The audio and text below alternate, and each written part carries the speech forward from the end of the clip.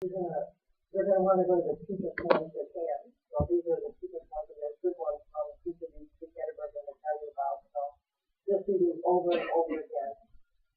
So it's not that difficult. But we are gonna start to learn some doses, so we just have a couple of nights, you know what the appropriate dose to start people at. So, well, I just talked about cost, you have to consider that. And the lifestyle issue is about people don't want to take medicines that are 2 times a day or even 3 times a day. I have a hard time with my dogs. I can write antibiotics twice a day, and once you actually do it once a day, it's too hard. People are insane. They don't do that either. So, and then tolerability, the side effects of the earlier meds that we had, they had so many side effects, people wouldn't take them if they didn't have any problems. So, of course, and you'll see why the ones we have are really well tolerated. And the evidence is the most important thing, because the last time we had recommendations for blood pressure, it was around 2004, and that was called Joint National Commission 7, JNC7. Well, JNC8, which came out last year in 2014, they have those recommendations. It was no longer called Joint National Commission, so that kind of dissolved, because there was so much disagreement of looking at 10 years of the literature on hypertension studies that it became an independent panel. So whether or not people take the recommendations of this 2014 recommendations or not, it varies. In cardiology, the parameters were changed pretty significantly, but in cardiology, we don't always go by the new recommendations, because we are more aggressive about managing hypertension, because our patients already have end-organ damage.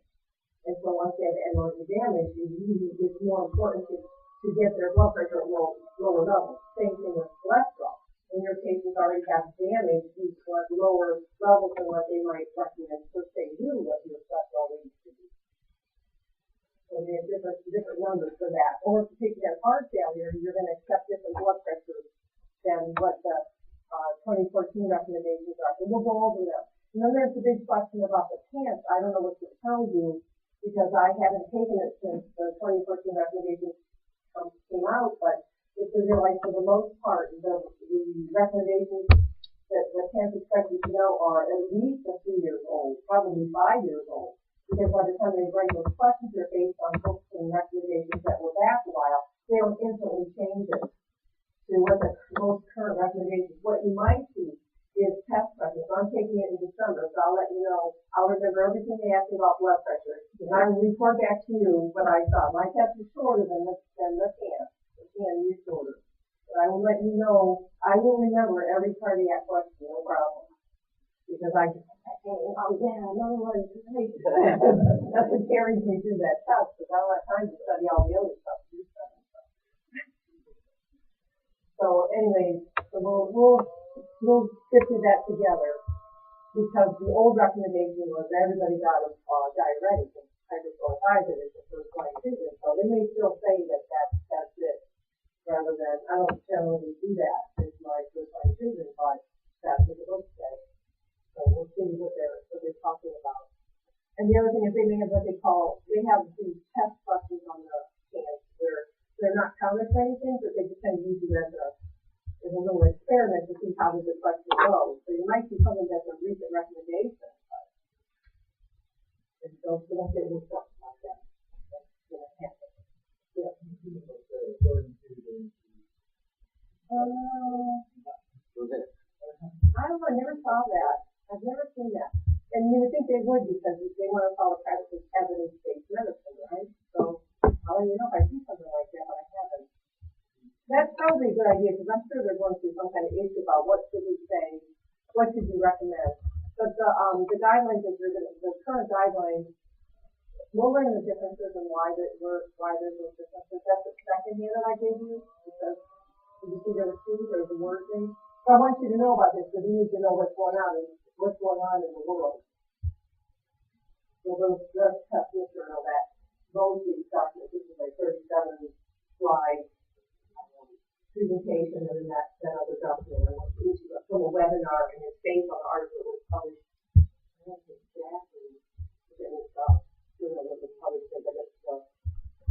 Description of the whole study. So I didn't give you all of the huge document that was the 2014 recommendations or the JSC 7 documents, but you're welcome to look at those if you want more information than 37 slides. Okay. So there's really only 3 categories that treat most people with hypertension. So this is not so hard to learn. I put ACEs and ARBs in one category because they have the same effect. Angiotensin converting enzyme inhibitors and angiotensin receptor blockers. Okay, so this interferes in the RAS system, which is the body's way to raise blood pressure. So there's moments when you need your blood pressure raised, but not constantly, which is what happens with hypertension. Blood pressure is always elevated. So you have to remember the frill ending. So all ACE inhibitors end in frill. So there's a dozen, at least, ACE inhibitors. But the problem is some of them are 3 times a day. The original one was captopril, 3 times a day. And that came out in the 1980s. And the right somebody was sorry about what ACE inhibitors really come from. Somebody was sorry about the state. They captopril to spray, so it doesn't by vasodilating it. So that when it bites it becomes hypotensive and passes out, and then if you swallow it alive, so these are now synthetic. You're not getting a snake venom in your pills. But it was based on that idea that causes the potent vasodilation, which will reflect it in the heat stickers. Okay.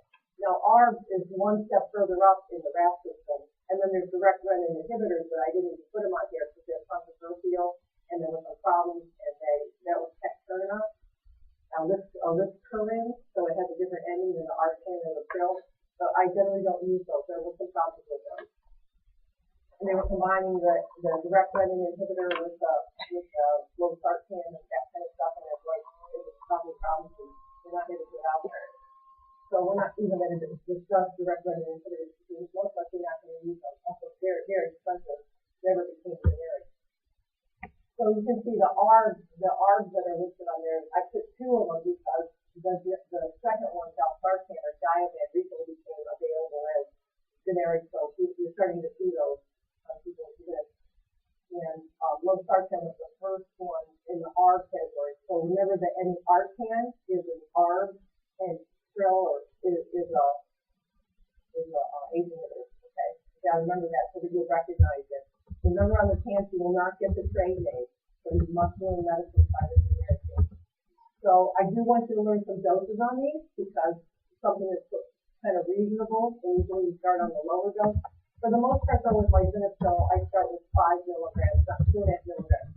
It depends on the person if they're an extremely small person or they're very sensitive to medication, or they've had a side effect from the 5 milligrams. Sometimes I might consider starting on a low dose. Or if you're taking other medications and I felt I had to add an ACE inhibitor to manage your blood pressure, then I might just add 2.5 milligrams. And there is one that comes way down at 1.25 milligrams, but I reserve that for people that have kidney failure, that kind of thing. So this is free from public. There's no reason why someone can't take this unless they have allergies and side effects that we'll talk about in a moment. Who could take that? I just wanted you to right away. So you go start at 5 milligrams. After you get 20 milligrams daily, you can't double that. You give them 40 milligrams because it doesn't have any effect at higher doses than 20 milligrams. So see your patient on that. So somebody doesn't know what they're doing, they gave them too much of that day. And then Prozac comes in 25, 50, or 100 milligrams. Usually I have my patients on 50 milligrams for the most part. And then I have many that I've gone up to 100 milligrams daily. Now, these meds, although all 3 of these are once daily medicine, once in a while I took them on divided dose, cut them into 2 times a day. And that's very individual. It's not necessary. So the person has spikes in their blood pressure. You have to figure out when it is that they're having these elevations. and then you might have to divide your dose. I tried first, if they're on the second medication, then you'll go ahead and give them their, try and time their medications to cover the spike. So you have to learn when the peak of the how long it takes for it to act. And we'll talk about that a little bit over here. So there's times when you might see your patient on these meds twice a day. Just make sure you're not going over the max dose, because they will have side effects if you give them past the max dose, or they won't work. So valsartan comes in 80, 160, or 320. Most of those people I have like 80, so it's pretty much 5, 50, or 80 milligrams. It's my usual doses. But again, you have to base it on, yeah. Is valsartan the generic and Diovan the brand? No, the brand name always has a capital letter, and then you do not capitalize the generic. Okay, I didn't know that. So that's why that's looking like that.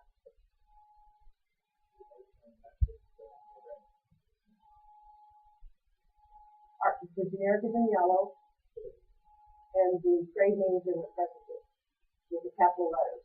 That's the trade name. So pretty those codes are. You know what? I screwed that up. Thank you. I must have been tired. So go ahead and fix that on your computer. Yeah, valsartan with a lowercase d, Diovan is trade name. Thanks for pointing that out. Sorry for the confusion, but yeah, Arcan is a generic. I just removed that. Except the other one. The other ones are all correct. And we're looking at those sides on the breath, are generic, and then these are there. And you can tell by their kind of unusual thing. Sorry about that. I'm glad you're awake. You picked that up. Very good. You passed.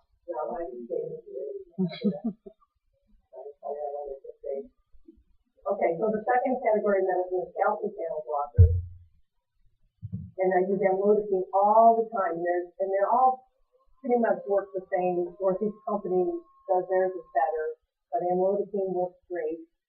And so valmedicine, like that. These kind of calcium channel blockers. And that can be once a day or in divided doses, maximum 10 milligrams daily.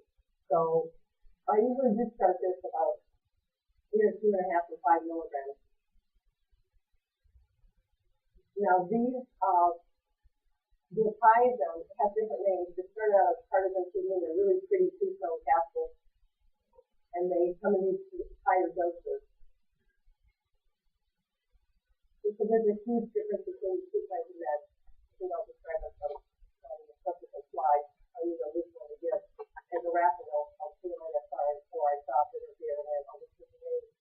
So people pretty much, everybody says amlodipine. It'll be in the medical, we don't really call it or that. Even the patients know it's amlodipine. It's very inexpensive. Diltiazem is it can be expensive as part of MCD in the colored capsules like that, but they're long acting. That means controlled doses.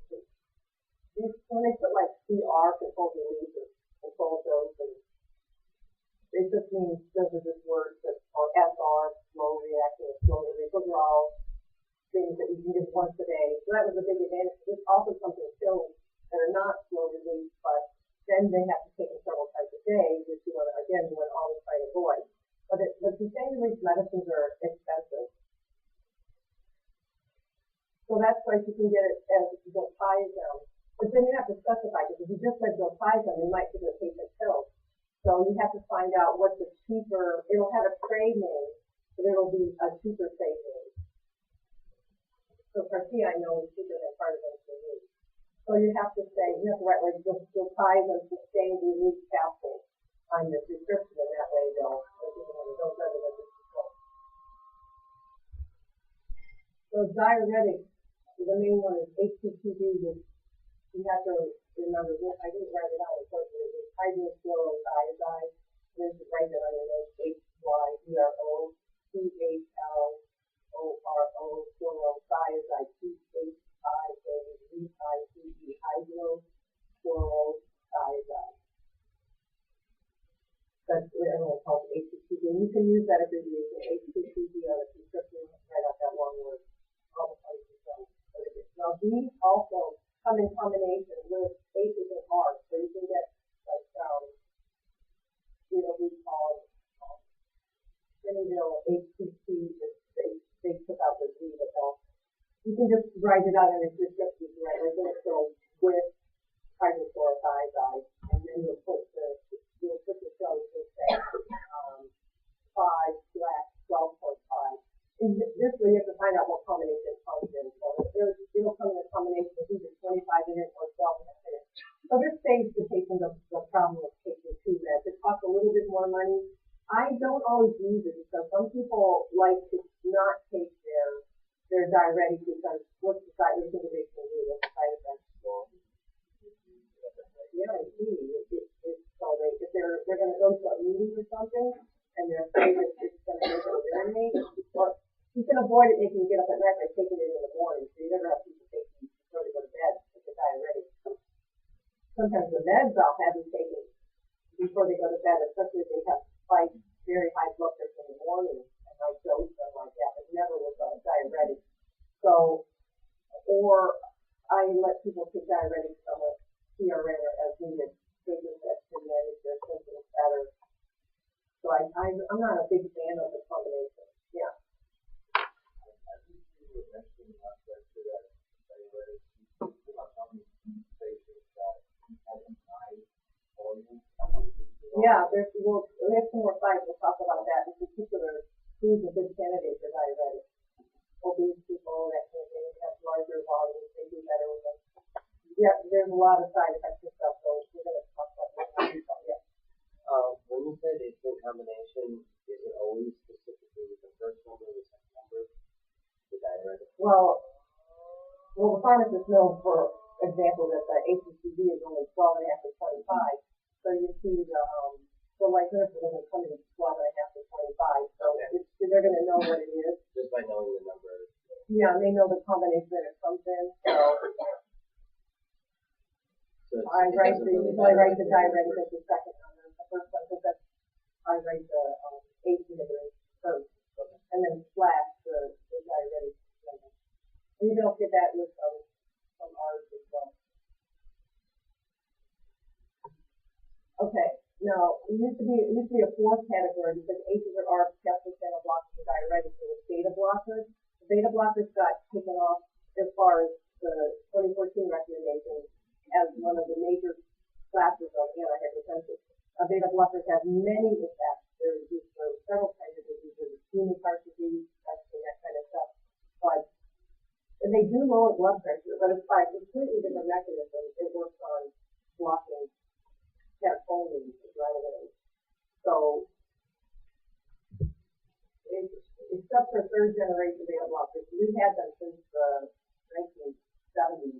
We started out with propranolol, and they all ended in LOL, O-L-N, like that. You don't even know they're beta blockers. But after you got to the third generation beta blockers, which includes carvedilol, which I talked about with heart failure, that is more potent blood pressure lowering, and it comes in lower doses. So I'm cognizant of when my patients are on carvedilol because they have heart failure that it's going to lower their blood pressure so often. I don't need as much other medications, but that's also lowering it. But it doesn't have a primary indication for hypertension except in Europe, which means you're using them off-label if you're using them for hypertension. So many of your patients might be on the propranolol, for example, because they have arrhythmias or they have heart disease. So there's that everybody has a heart attack, you give them beta blockers, they're on it. So those will eventually lower their blood pressure. But if you get a brand new patient that's diagnosed with hypertension, you don't say, oh, I'm going to put a beta blocker for managing blood pressure. You just have to realize that it also adds to antihypertensive effect, but it's not the primary measure to this one, lowering blood pressure. Many people are on it, because so many have irregular heartbeat, atrial fib, so they're on it for rate control. So you realize, well, maybe that's all they need. Their blood pressure elevations are so mild that a little bit of metoprolol they're on is also managing their blood pressure. You might not need to add something else. But as just the only medicine, really the best thing for them is ACEs and ARBs. And so it's pretty cheap now. I usually only use the first thing I go to, although the pants might say the first thing you do is hydrochlorothiazide. That was the original 2017 recommendation. But they have more side effects.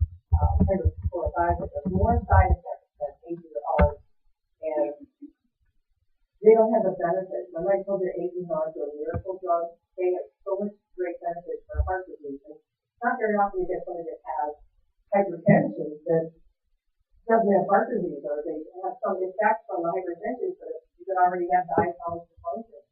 They have normal ejection fraction heart failure. And so they're going to get more benefit from the APR. The hydrochlorothiazide does nothing except lower the blood pressure. It has lots of side effects. That's why it's not my first choice. It will lower blood pressure, and then you get the benefit of the fact that the blood pressure is lower, your patient will be better. And once you get that down, they're going to have less cancer and remodeling of their heart or their damage. But why not go to the medicine that will give them more benefit? So that's why I personally don't use it as my first line, but I have many patients that are on it. When they come in and you look at their medicine list, the majority of them are an ACE or ARB or amlodipine. But amlodipine is not approved for use with heart failure. We'll talk about some of the disadvantages of the calcium channel blockers in a moment. Okay. Now diuretics, again, you were asking about who to get them. So it decreases plasma volume, so the obese patient is pretty effective in. They work really well in, and sometimes African Americans, because of their metabolizing effect, they don't do as well on certain meds, and you might use hydrochlorothiazide might be more effective in African American patients, or if they have, or if they're obese. So we'll be on that slide very soon. Okay, so long-term effects, reduction of peripheral vascular system, so your entire blood, like the entire body is affected with hypertension. So all of your blood vessels are constricted and tighter. So you want to decrease peripheral vascular resistance, so your blood pressure will be lower. We'll go over the complicated formulas for how to determine that in this course. So of course there were a lot of trials in it. It was one of our first medicines that we had for blood pressure, hydrochlorothiazide. I think goes back to the 60s.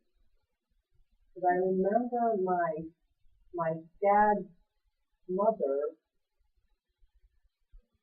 she died of hemorrhage in her brain, a stroke, and they didn't have any meds for hypertension for her, his mother. And so it would be extremely, extremely high, and that's why they would have that hemorrhagic stroke like that. They were given for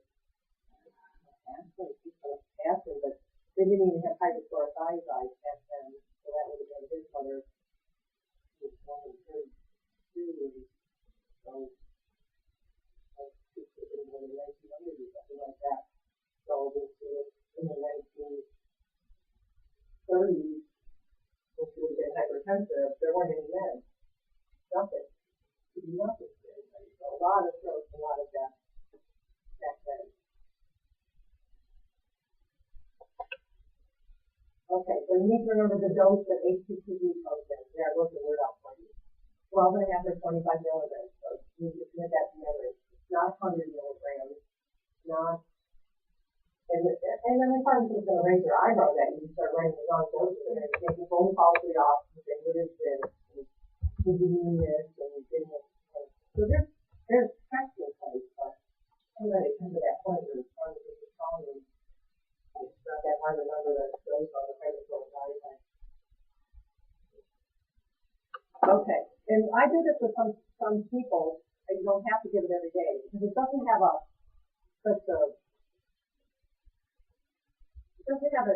you get the sustained effect from it, not such a hemodynamic one. If you take in an ACE inhibitor or even a calcium channel blocker, you still get the effect, because we're talking about reducing plasma volume. It's not like, oh, today I didn't take it and all of a sudden I'm going to poop up with water.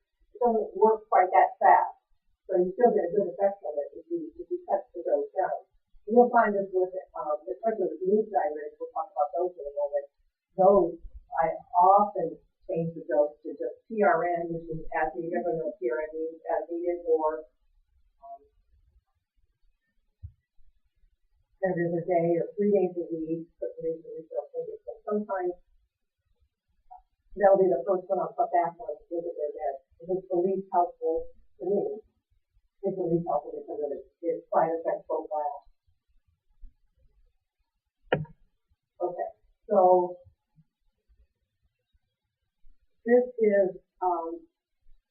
this is a hereditary thing, so if African Americans have a low plasma renin activity and elderly is acquired, that would happen with the hormone thing. That's why they might work better in African Americans. And obese, of course, has increased plasma volume.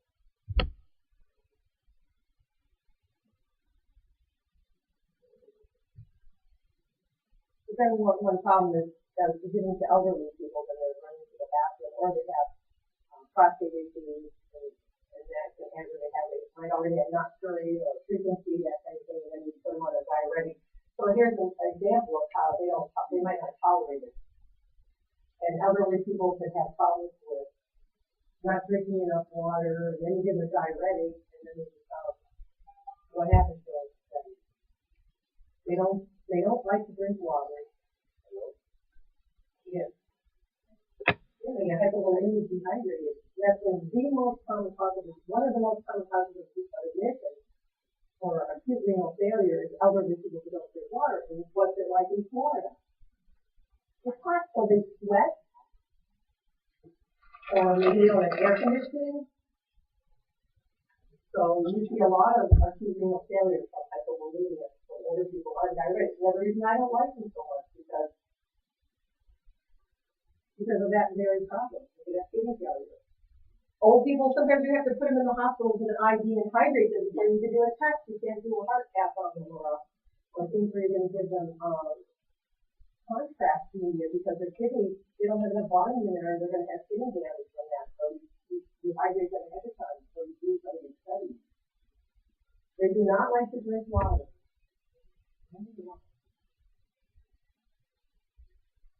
Okay, loop diuretics such as Lasix is the most, everyone says Lasix, they all know that, but it's furosemide. There's furosemide, torsemide, and bumetanide, so they all end in that same I ending. Those are the three major ones. There's a few others, but these are the three major ones. So hospitals don't like to use bumetanide or Bumex because it costs 10 times as much as furosemide. So if your patient is not responding to intravenous furosemide in the hospital, hydrochlorothiazide is not, it's just a pill, gotta remember that. And furosemide is a pill or intravenous. So when the patient has heart failure, you get into the hospital and you give them furosemide. Now it will lower the blood pressure because it will definitely lower the blood volume, but furosemide is not a med that you give your patient for hypertension. Hydrochlorothiazide, yes, but furosemide, no, but you need to know that it lowers blood pressure. You need to know what it is, what kind of diuretic it is. Because it's extremely potent, and what you think you're losing is electrolytes. You lose electrolytes, yes, you're going to lose potassium like crazy. In fact, you have to chase them around potassium, you have to draw their blood, and you have to give them extra doses. Now, the reason I say you shouldn't use it in hypertension because of renal dysfunction is because nothing will work. I mean, hydrochlorothiazide won't work with someone who has kidney failure. So let's say they're filling up with fluid because they're not urinating, and so Lasix maybe goes to work, but after a while that won't even work. And the only way you're going to get fluid off of them is by what procedure? Dialysis, yeah. So they're extremely difficult to manage. People have severe kidney disease, and they have, of course, don't be hypertensive. The kidneys are the regulators of the sodium, all the electrolytes when you're out of the body, but especially the sodium management that determines what the blood pressure is. So if your kidneys don't work, all these renal failure patients have, they all have hypertension. And if you try all these meds, they don't even work. Hydrochlorothiazide doesn't do anything. The ACE inhibitors, you can't use them because it causes further destruction and it also causes hyperkalemia. So those are the ones that you send to the nephrologist. The others have, they don't just have mild renal disease, they have severe kidney disease. The nephrologists are the experts on managing their blood pressure. So they're going to have much higher pressure. But most of your patients just have mild renal insufficiency and hypertension. You're going to be able to manage this time. So if they have heart failure with swelling, you have fluid in their lungs, or chronic venous insufficiency, the loop diuretics can be helpful for them. And they will lower their blood pressure too, because they're lowering their volume. But it's not a routine drug. It's for sicker people. It's like for sicker people.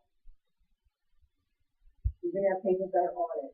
And sometimes you get somebody that's got the chronic venous insufficiency and they have this really small dose of furosemide and they say, well, I'm supposed to take that for my legs. Okay, that's fine. But hopefully they're not taking it every day and hopefully you're keeping an eye on their potassium and every time it's let's say they come to see you every 2 months, so you want to get a baby metabolic panel. Okay, so diuretics is the worst thing. And I just told you this is worse with loose diuretics and hydrochlorothiazide. Now the reason why you want to decrease the risk of hypochloremia with ventricular arrhythmias is because people with potassium, what's the normal potassium level? 3.55. And you need to remember this. You need this for EKG, and you need this for everything. You've got to know normal potassium, normal sodium, normal electrolyte levels, okay? So people have less arrhythmias with the potassium, at least at 4.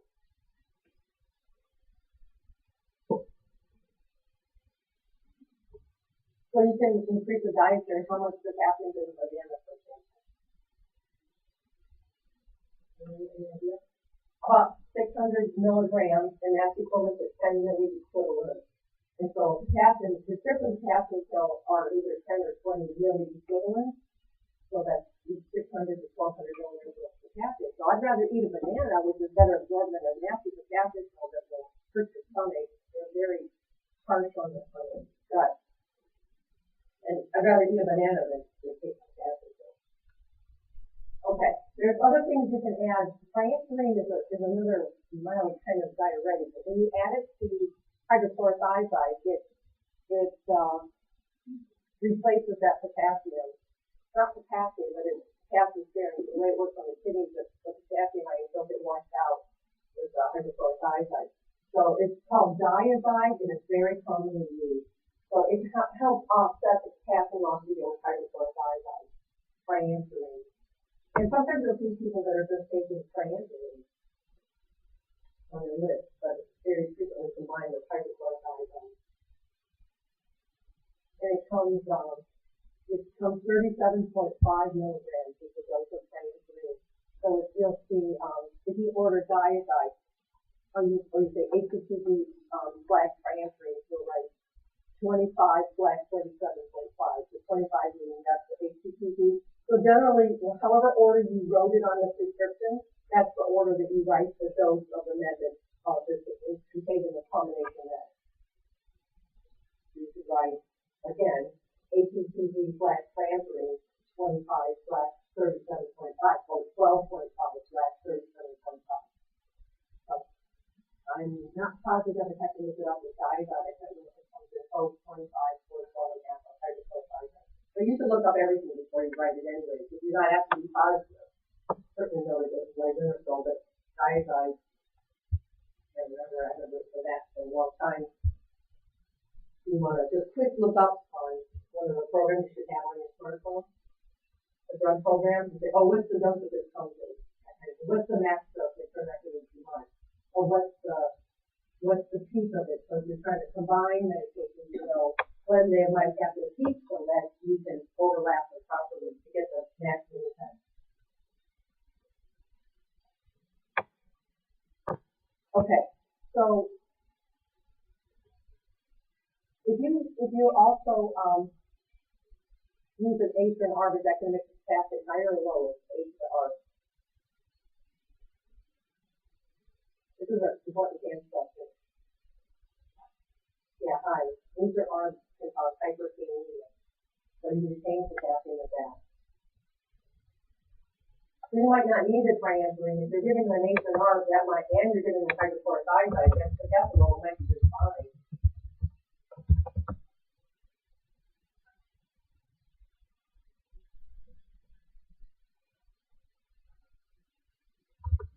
So when we set there, you can minimize the risk of hypochloremia by having at least more potassium, using triamcinolone, or also using an ACE or ARB. All those things will bring the potassium level up and make it safer to use the HCTZ. I tried taking HCTZ and I instantly got cramps in my legs. Just a tiny dose, I could not tolerate it. Even now, I have a good diet. I mean, I get plenty of potassium in my diet. But stretcher, you stretch your legs, point your toes, when you're stretching, ouch, that'll make your legs stand up. In the next meditation, there are guys, do not stretch, do not point your toes, because that can make you get a cramp. Anybody ever have a cramp in their legs? Oh, it doesn't hurt so bad, you can't, you can't stand it, it's so bad. Yes. So would spironolactone be only used for this heart failure, or would it be a hypertension? Yeah, spironolactone, naltrexone, that's another potassium-sparing drug. Works by a little bit different mechanism, but it would not be something you would give as a routine blood pressure. It has side effects. Spironolactone causes gynecomastia, breast tenderness, hyperkalemia. So you don't want to give any meds to your patients that could have potential side effects. So making sure you know about leg cramps and ACTV. So you want to start at a lower dose of ACTV just so you can avoid hypokalemia and that kind of problem. So I did not talk like what's going on in this lecture. We'll talk about three drugs. What are the three drugs we're going to talk about? These are ours, like Lisinopril or what's the one I screwed up? Valsartan, very good. So Lisinopril or Valsartan, what's the second one? Such as Tarzan, Tarzan, or even more frequently than Tarzan. And Lodipine, okay, and the third one? Diuretics, like hydrochloride, like less often. Unless you have a reason that they need to get a furosemide. They have heart failure, they have pain, they're going to be on furosemide, so ACTV, that'd be a better choice. Okay, so you already know how to treat hypertension. Really, enough to get you by for the majority of situations. Okay. Now, you might have heard about, anybody ever hear about hydrochloride like causing other side effects?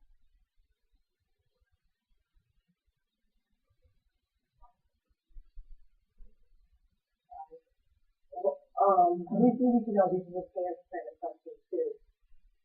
So the first adverse effect was on this slide. Number one was hypokalemia. That's the big one. Okay. Now, and so 2, 3, 4, and 5 are other side effects that you need to know, possible side effects of diuretics. So the decreased insulin sensitivity. I've seen that sometimes, but if the hydrochlorothiazide works really well and manages their blood pressure, but the benefit would far outweigh any concern about this. And if they're diabetic and they're already taking metformin or on meds for diabetes, then maybe that's not a real issue, decreased insulin sensitivity, because you're already taking care of that problem. So what it just means is it might be an explanation for why they're having higher blood sugars, they're having a problem, and they're on, if you have one of hydrochlorothiazide, then all of a sudden you start seeing spikes in their sugar. You have an explanation. It doesn't mean they have to abandon it. If it's working really well to control their blood pressure, they have no side effects from it. But I have 0 patients that are on HCTV only for management of their blood pressure. 0 in the cardiology practice. For decades. So that's because hardly anybody does one medicine work to manage their blood pressure. So they're going to be on 2 or 3 meds for their blood pressure. Because you don't want to go to maximum doses of blood pressure meds because it makes people sick. So you end up adding other meds instead of going to a higher dose sometimes. Because you attack it by different mechanisms and it works better. So we're attacking it by plasma volume or OB, ACTV, and we're attacking it by ACE inhibitor because they have some mild heart dysfunction, because they have maybe diastolic dysfunction from their hypertension or they've had a heart attack, they need to be on that. And they're on a little bit of metoprolol because they have atrial fibrillation. All these patients have multiple problems, and we have multiple meds. So you have to, that's why you have to learn these 3 meds really well so you understand how to give them in combination and who to give it to. Yes. These side effects or adverse effects are specifically for the hydrochlorothiazide. Lasix doesn't cause them. No. Hydrochlorothiazide. Although Lasix can cause the first one, hypokalemia. Lasix definitely causes hypokalemia. But ACTV HCCD causes the pre-existing sensitivity. So hyperuricemia, you could get, if you diarrhea somebody really strongly with furosemide, you could also get hyperuricemia, but it's particularly known with HCCD. When you get elevated uric acid from squeezing the fluid out of somebody, that uric acid crystals precipitate in the joint. They get gout, and it's really painful. So the first thing you're going to do is you're going to get rid of that HCCD, and you might give a medication for the gout, like xylostazine, or allopurinol, or colchicine to treat an acute attack, allopurinol for prophylaxis. Whether it's rheumatology. So you know that they're not, if they get gout, you know they're not a good one to or they tell you I've had a history of gout, you don't want to start on like HCCD, and that's going to happen. If you're going to just do it again. The rash, I've had patients complain about, I haven't seen much of it, they just say they have to cover up because they get a sunburn really easily when they're at HCCD, so they can have photosensitivity. It's not the most common side effect. What is the most common side effect? The first one I gave you, hypokalemia, okay? But the parents could ask you, they could mention some of these things as side effects. And this is one I really like to give you. Look there, and they're sticking up there under the callus, they're on furosemide, hydrochlorothiazide. But it changes, digoxin it prolongs the passes of the electrical impulse at the AV node, so it slows down the transmission of the atrial fibrillation impulses to the ventricle, so it slows down the heart rate. And it's also a mild inotrope, so usually one of the original drugs that we gave people that had heart failure was callus. So if your patient's on callus, it's possible they could get hyperkalemia if they're on hydrochlorothiazide, and they get hyperkalemia from the DID. So this is a way that you could get hyperkalemia, not hypokalemia from it. That's an unusual effect you might see. So that's with HCP. Yeah. Not this. Well, I've not seen furosemide that talk about the pre-existing sensitivity. There's certainly hypokalemia, and also you can get hyperuricemia from furosemide as well. So these are the rash. I don't see the rash from furosemide, but I see furosemide has other side effects. The main one being that it loses the fasciitis. These are specifically for HCCD, but there is some overlap with furosemide. But furosemide is not an antihypertensive, remember?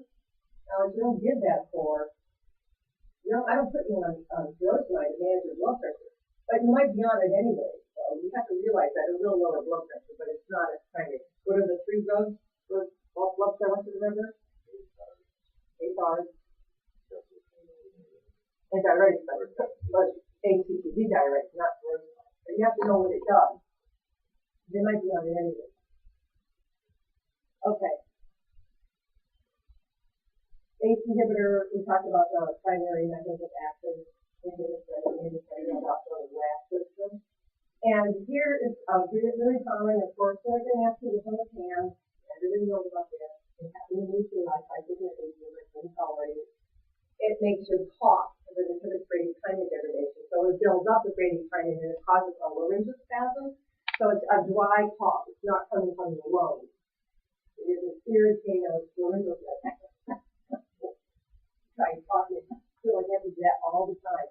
And my sister thought she had asthma. And I said, you're taking that like this, so you can't take that. And of course, 6 weeks it goes away.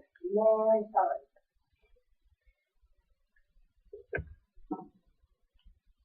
So I have personal experience with all of these drugs. I've tried them all. For the advantage you have when you work, you go to the supply club and think, oh, I'll try this one for my hypertension.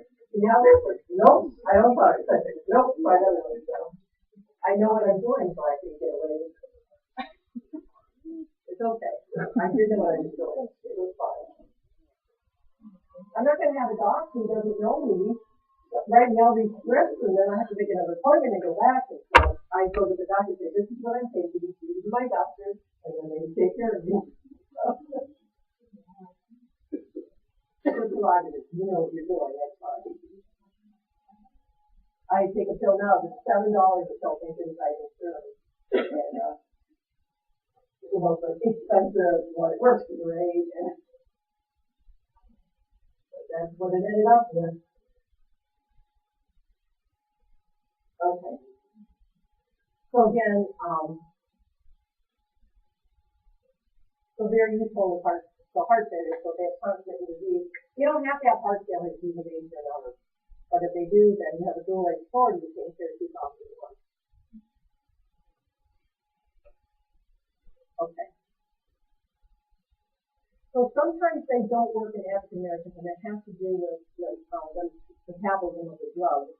And so I said that what works better in them is sometimes they're better off using, which I remember what we already said, for African Americans, calcium channel blockers and hydrochlorothiazide. Sometimes you have to switch to that. If the H or the R doesn't work in your African American patients, then you try different drugs. So ACTD works particularly well in them.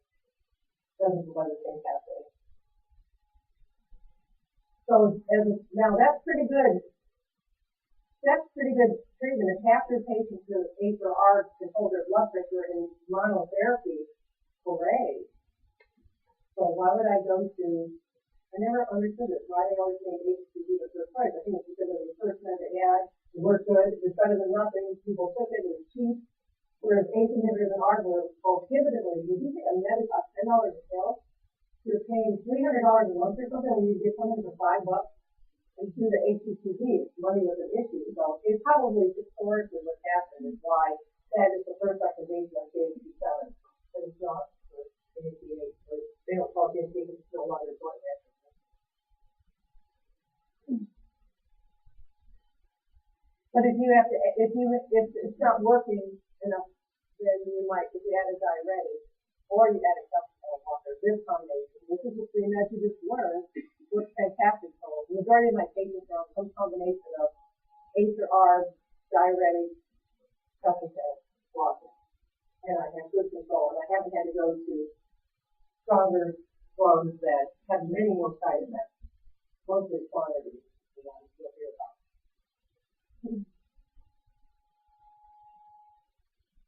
Okay, so if they have heart failure, they'll be on a diuretic, sometimes it's furosemide, sometimes it's HCG to get the heart failure to do that, and that's getting rid of exercise, but usually it's severe heart failure, the HCG won't work. Because remember I said, if you have severe heart failure, where do you also have a decrease in circulation to? In your entire body. So what's the one organ that we worry about with heart failure? The kidneys, yeah. So if you talk to Dr. Russo, the kidney is the most important organ in the body, and the system of the heart is to get blood to the kidney. And vice versa, it's cardiology, because you're talking to. But if you have heart failure, you don't have good blood flow, you don't perfuse your kidney, so the glomerular filtration rate drops. You know, what's normal CFR? 60. So you got to look at these tests every time you're treating your hypertensive patient. You want to see what's the GFR, what's the D1, what's the creatinine. Because creatinine is not a good indicator of kidney function as much as, say, GFR, because creatinine can be elevated in someone who has what? Muscle. That have large muscle mass will have a higher creatinine. So it's not the only way to look at that. So a lot of times they're already on a diuretic, maybe they're on furosemide, and they're already on a beta blocker, so these meds are going to lower their blood pressure. Even though they're on furosemide and metoprolol, those meds are not listed as one of the three I gave you, but they're going to lower their blood pressure. So, accordingly, if you decide you want to add an ACE inhibitor because this patient should be on an ACE inhibitor, they have heart failure, why are they not already on it? Something that might not have gotten to it yet. You might not have to add a very high dose of lisinopril because they're already on 100 milligrams of metoprolol and they're on 40 milligrams of furosemide 3 times a week. So how much ACE inhibitors? Well, you see what their blood pressure is, and so So you have to look and see what they're already on and decide what's the combination that you're gonna give them. So those meds will lower their blood pressure, but they're not primarily what you're gonna give someone who's in front of you who doesn't have heart failure, new onset hypertension, never treated before. They're not gonna start them off on a total of furosemide. This person may have come to already on those meds because they had heart failure. I'd be very surprised if they weren't on an ACE inhibitor already. So maybe you just need to adjust the dose of the meds for their blood pressure as well, if it's a full blown one. So if they don't have, a lot of units, like half the class, just when it comes to heart failure, so some of this might not be making a lot of sense to you how to get this actually. So if you weren't here for the heart failure, you'd be able to go back and read those notes really carefully. And if you didn't make that class, I strongly recommend you read the one that's in black. It's not test material, but it's the explanation for my notes that I wrote the document on the American College of Cardiology Foundation, American Heart Association, 2013 recommendations for the treatment of heart failure. That's what the PDF that I just gave you was based on that. But since you missed the talk where I highlighted it, I think you need to go back and read that page document to fill in the gaps. You're not understand what I'm talking about. You know, I'm trying to keep the lecture. So I don't make any apologies for you not understanding at this moment what I'm talking about. Those of you that missed the heart failure talk about reduced ejection fraction from myocardial infarction requiring an ACE inhibitor, because that should make sense for you. Those of you that were here, does it make sense to those of you that were here? Not raising your hands. Okay. So that means even if they don't have symptoms of heart failure, which is things like dyspnea, exertion, decreased exercise tolerance, feasibility. Sometimes I read that it's congestive symptomatology in my notes, or they're listening all that stuff. They should not, even though they don't have symptoms, because it'll what one ACE inhibitor is. It was a really good thing that ACE inhibitor does in your body. Reverse your mind, thank you, must be it.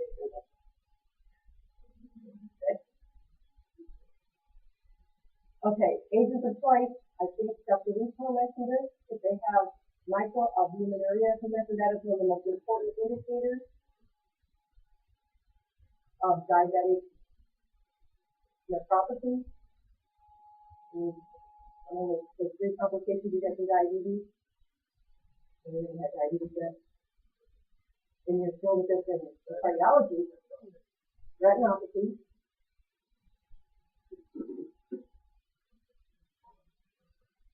nephropathy, and neuropathy. Retina, eye, kidney, and like, so when you do OSCE and you think of diabetes, you don't get that till later. That's one of the tough ones when you get that. You have to ask your patient questions that have to do with, do you have problems with vision? Do you have problems with kidney function? Do you have problems with legs? So uncontrolled diabetes is cause those issues, and it's all listed in the treatment of hypertension because you're trying to manage the hypertension so they don't get diabetic nephropathy. Retinopathy you can see, they do their exam. And if they have uncontrolled hypertension too, it'll aggravate the retinopathy. So hypertension affects every part of the body, because every part of the body has blood vessels in it. Like, it's so important. If you don't take care of their blood pressure, you can go blind, they can do the legs, they can go on dialysis, they can have heart failure, they can be a transplant, all because their blood pressure is low. That could be the major cause. And diabetes makes it so much worse. So we have standards for lower blood pressure in the diabetic as compared to the non-diabetic patient because of the potential for organ damage. We want a lower blood pressure for the diabetic. We want a lower cholesterol for the diabetic.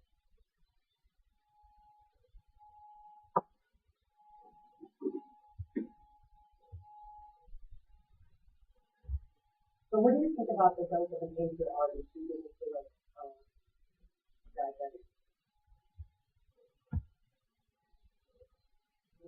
It depends on your renal function and your potassium level. Because if they have severe renal function, then there can be hyperkalemia. That's one thing that people have given this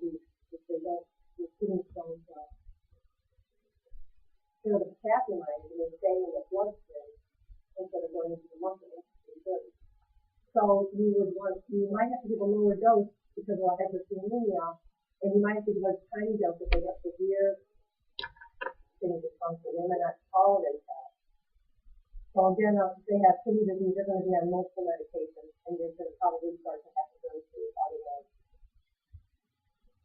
And almost all meds affect the kidney function, and you dose according to renal function. Even beta blockers have to dose according to renal function. Agent are certainly might be a lower dose. Now, the reason why you can't give them with bilateral renal artery stenosis is because if you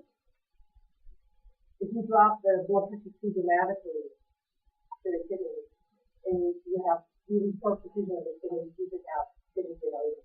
So ACE and ARB being the most potent meds and working on the RAS system, of course, almost to try to kidney, you could kill off the kidney.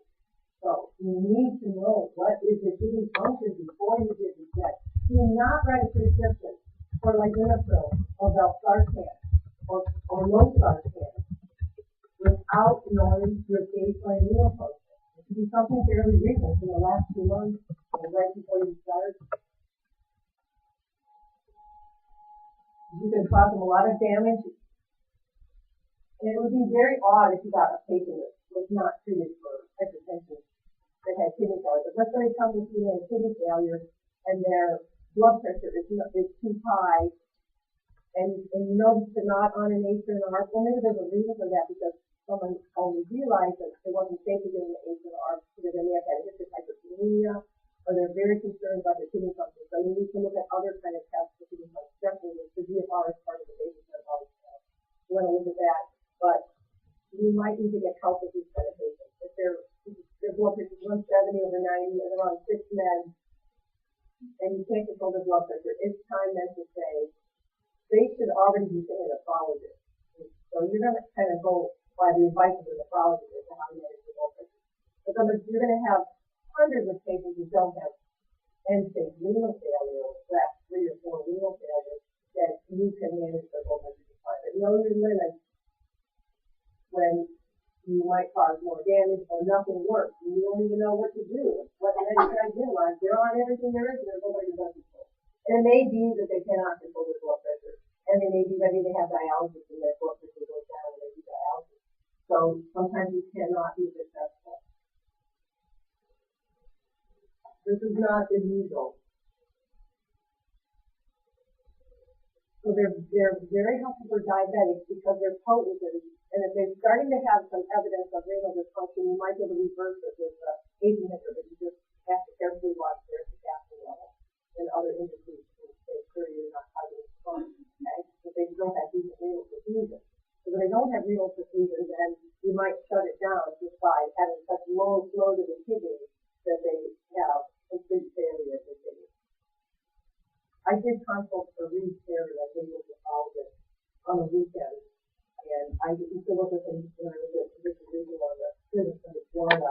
So he taught me a lot about managing kidney dysfunction. So I'm talking from experience of working with Dr. Terry, so he's not out of book. So this is something we had many discussions